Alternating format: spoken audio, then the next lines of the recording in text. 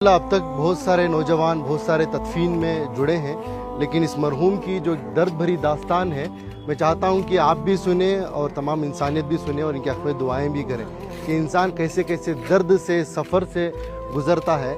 जब ये अच्छा कमाते थे, केरला में रहते थे, सऊदी को गए थे, सऊदी को जाकर 90s की बात कर रहा हूँ, उस वक्त पर इनकी सैलरी 30,000 रुपये थी।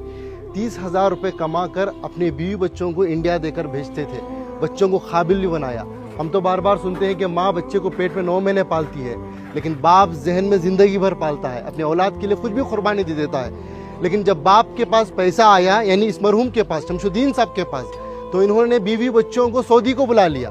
सऊदी को जब बुला लिया तो इनको भी, यानी इनके वाइफ को भी जॉब पे लगाया गया। वो जॉब करना चाहती थी शायद, तो जॉब को उनको लगाया गया, तो उनकी सैलरी हो गई 60,000, इनकी सैलरी थी 30,000।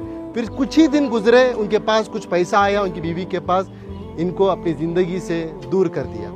एक दिन था, ये अपनी बेटी से मिलने के लिए, अपनी औलाद से मिलने के लिए सऊदी में ही, जो इनकी बीवी अलग फ्लैट लेकर रहती थी, वहाँ पर जाते हैं। बाप अपनी बेटी की मोहब्बत में एंट्री लेता है, जाता है, बेटी दरवाज़ा खोलती है, बेटी बाप को देखती है, जैसे ही बाप को देखती है एकदम से दरवाजे को मूछ देती है। एक तमाचे की तरह इस मरहूम के चेहरे पर पड़ा। ये मैं नहीं कह रहा हूँ, ये इनकी खुद की ज़बानी है। मरने से पहले, कुछ दिन पहले इन्होंने इस वाक़े को बताया है। इसके गवाह हमारे इनायत साहब है, कहाँ है? हाँ, ये है। ये बता ये रहे हैं कि सऊदी से दिल दुखने के बाद, दर्द मिलने के बाद, बेंगलुरु के एक टॉप एरिया में, एक बिल्डिंग में एक मैनेजर के तौर पर काम करते थे। ये खुद उसके गवाह हैं कि एक मिलिट्री की तरह सिस्टम था इनका। उसूल आदाब के पक्के थे, बिना आयरन के कपड़ा नहीं पहनते थे। ऐसी अपनी जिंदगी, छोटा सा कमरा था, सीढ़ियों के नीचे से बेड डालकर, एक पंखा लगाकर, उसे भी पाक साफ रखकर जीते थे। ये पूछने लगे कि भाई, मैं तो समझा आप एक सिक्योरिटी गार्ड है, लेकिन आपकी ये पाकी सफाई को देखकर, आपके ये मिलिट्री सिस्टम को देखकर, आपकी इस डिसिप्लिन को देखकर मेरे अंदर सवाल पैदा हुआ, आपकी ज़िंदगी में क्या हुआ? तो उन्होंने ये अपनी दास्तान सुनाई, ये दर्द बताया। तो बस मैं इंसानियत से यही बात कहना चाहता हूँ कि दौलत तो कमाना है, वो मुकद्दर की मिलेगी, लेकिन अपने रिश्तों को बनाएं पहले, अपने बच्चों को, अपनी औलाद को मुसलमान बनाएं, इंसान बनाएं।